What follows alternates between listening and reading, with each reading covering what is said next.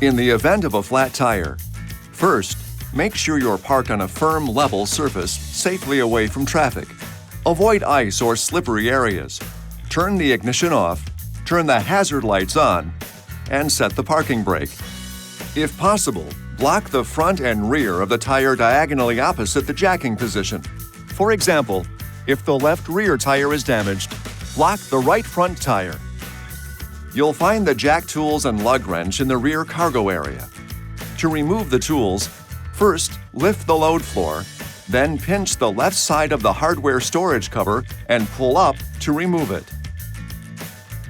Then remove the toolkit. Now, remove the tire cover if equipped. Find the supplied toolkit inside the center console and use the number T40 Torx head driver to unlock the rear camera cover lock bolt. Turn the bolt once counterclockwise and remove the cover. Now, turn the lug nuts counterclockwise with the lug wrench. If equipped with locking lug nuts, you'll need to retrieve the lock key from the glove box and place that over the lug nuts first. Remove the lug nuts.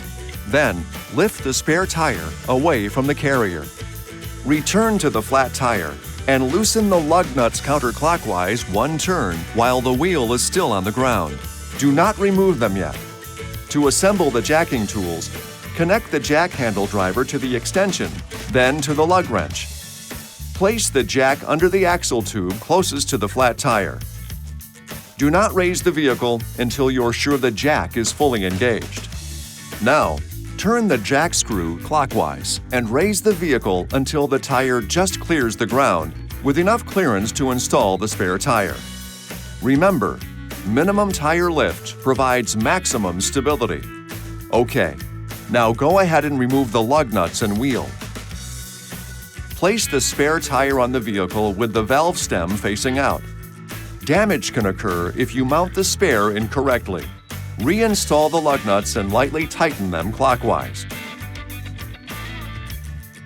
Now, turn the jack screw counterclockwise to lower the vehicle. Once on the ground, remove the jack and finish tightening the lug nuts. Alternate lug nuts until each has been tightened twice.